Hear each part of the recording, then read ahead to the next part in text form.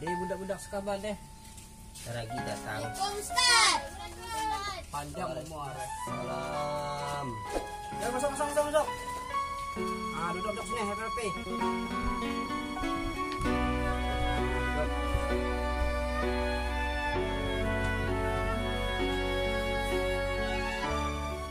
Assalamualaikum warahmatullahi wabarakatuh. Waalaikumsalam warahmatullahi wabarakatuh. Jadi hari ini kita akan menjelaskan tentang fadilah Al-Quran, keuntungan membaca Al-Quran. Jadi kita simak, dengar, jadi ini Ustaz baca dulu. Jadi kak dengar. Jadi tanah hadis ke-7 nih fadilah Al-Quran, Jadi kita baca langsung dari dari Umar bin Khattab radhiyallahu an. Rasulullah sallallahu alaihi wasallam bersabda. Jadi sesungguhnya Allah mengangkat derajat beberapa kaum dengan Al-Quran ini dan merendahkan yang lainnya dengannya pula. Muslim.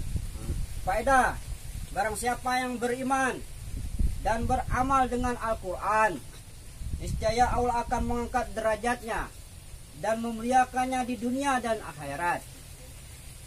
Dan Allah menghinakan siapa saja yang tidak mengamalkannya. Dalam Al-Quran dinyatakan, yudillu bihi katsira wa yahdi bihi katsira. Dengan perumpamaan itu banyak orang yang disesatkan Allah, dan dengan perumpamaan itu pula banyak orang yang diberi petunjuknya. Quran surat Al-Baqarah ayat 26. Firman Allah yang lain, dan kami turunkan dari Al-Quran sesuatu yang menjadi penawar dan rahmat bagi orang-orang yang beriman. Dan Al-Quran itu tidak menambah bagi orang-orang yang zalim selain kerugian. Quran surat Al-Isra ayat 82. Rasulullah sallallahu alaihi wasallam bersabda, banyak kaum munafik dari umat ini yang membaca Al-Quran. Dalam Al-Hihya disebutkan tentang pernyataan alim ulama bahwa jika seseorang memulai membaca surat Al-Quran, maka malaikat mulai memohon rahmat untuknya dan mereka akan terus dalam keadaan berdoa untuknya sampai ia selesai membaca Al-Quran. Tetapi ada pula seseorang yang mulai membaca suatu surat Al-Quran, namun demikian malaikat mulai melaknatnya sampai ia selesai membaca. Menurut sebagian ulama, terkadang seseorang membaca Al-Quran tetapi tanpa disadari ia telah memohon laknat untuk dirinya sendiri terus menerus. Misalnya, ia membaca ayat Al-Quran yang berbunyi, Bismillahirrahmanirrahim, ala laknatullahi ala zolimin.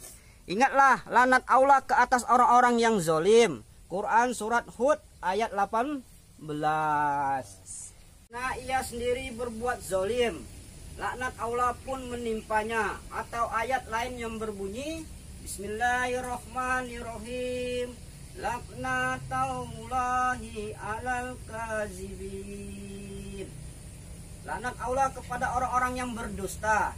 Quran surat Ali Imran ayat 61. Karena ia sendiri berbohong, ia pun terkena laknat tersebut. Amir bin Watsilah radhiyallahu an berkata bahwa Umar radhiyallahu an telah mengangkat Nafi bin Abdul Haris radhiyallahu an menjadi wali kota Mekah Mukarramah. Pada suatu ketika Umar radhiyallahu an bertanya kepadanya, siapakah yang dijadikan pengurus kawasan hutan? Ia menjawab, Ibnu Abzah radhiyallahu an. Tanya Umar radhiyallahu an, siapakah Ibnu Abzah itu? Jawabnya, ia adalah seorang hamba sahaya. Umar radhiyallahu an bertanya, mengapa engkau mengangkat seorang hamba saya sebagai pengurus?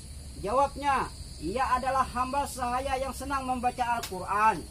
Mendengar hal itu, Umar radhiyallahu an langsung berkata, Rasulullah sallallahu alaihi wasallam bersabda, melalui Al-Quran Allah menghinakan banyak orang dan menaikkan derajat banyak orang.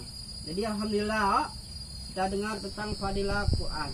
Nah, fadilah Quran itu keuntungan Quran. Maka setiap hari kata ulama kan, orang setiap hari membaca Al-Quran, maka pada dirinya akan menyimpan ilmu kenabian. Paham enggak ilmu kenabian? Jadi Al-Quran ini, setiap Al-Quran ini orang yang selalu main-main dengan Al-Quran, sering baca Al-Quran, saling menghina Al-Quran, sering baca, sering tidak, sering baca, sering tidak. Waktu senangnya membaca, maka suatu saat Al-Quran berkata, bukannya Al-Quran akan memberi rahmat untuk kalian, tapi Al-Quran akan melaknat kalian. Jadi Al-Quran ini, keuntungan Quran ini, Al-Quran ini, terangnya Al-Quran ini, terangnya cahaya di dunia ini lebih terangnya cahaya Al-Quran. Jadi keuntungan Quran ini akan menyelamatkan kita dari siksa Allah Subhanahu wa Ta'ala. Al-Quran ini akan mendampingi kita di kubur nanti. Maka mereka bertanya, kamu siapa? Saya ada si Fulan.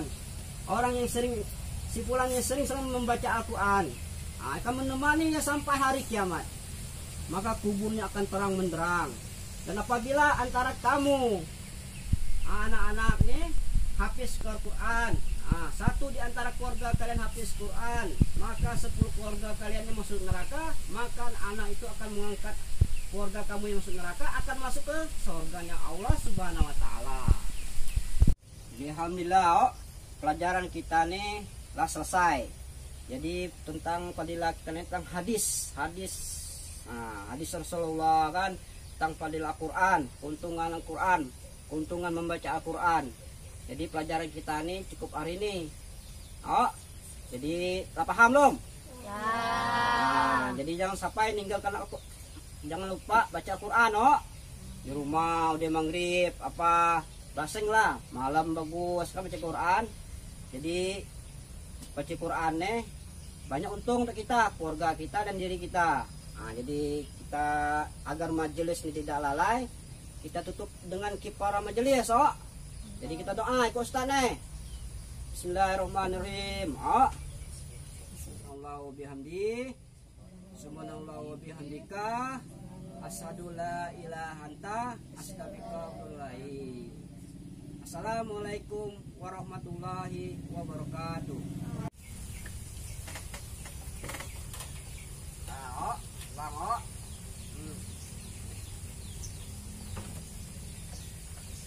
Tapi di jalan.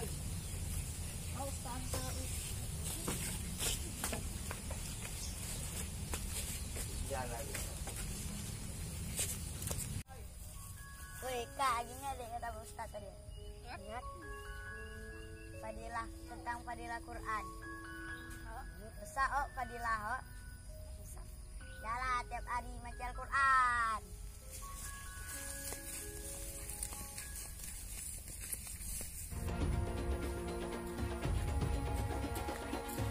Ada Pak Ustaz. No, kita lari cepat, kita ditanya lah.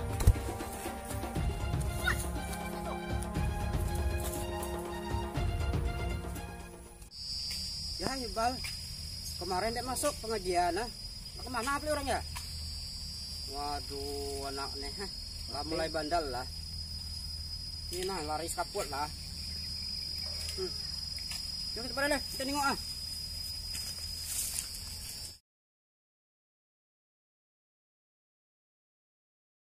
Tak pernah ku memandang wajahnya,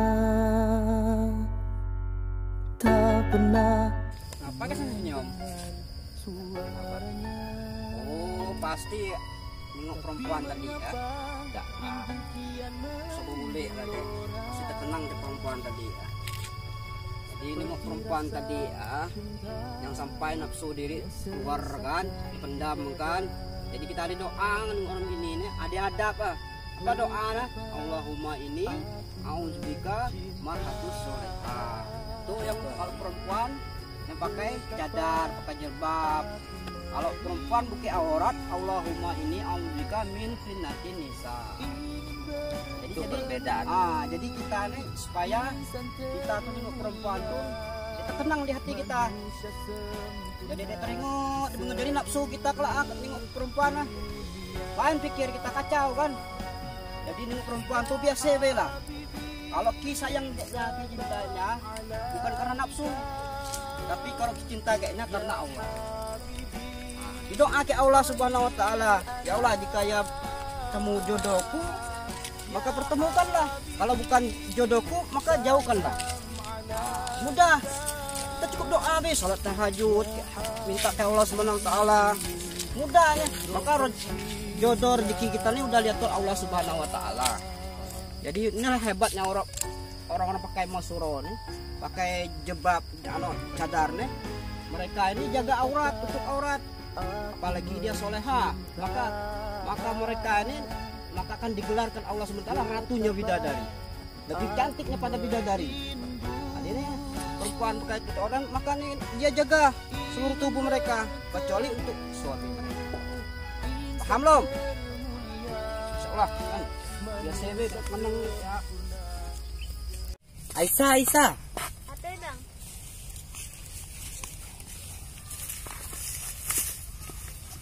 Tolong kasih sama ayukmu. Tolong kamu kasih sama ayukmu. Jangan disalahkan. Ya, terima kasih ya. Astaga, dia tulisan.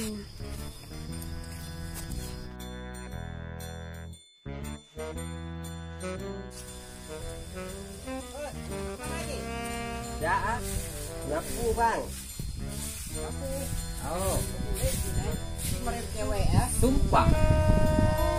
Nu aja para ceweknya terkenal deh Tio. Nu aja kenal. Oh bang. Awas dulu.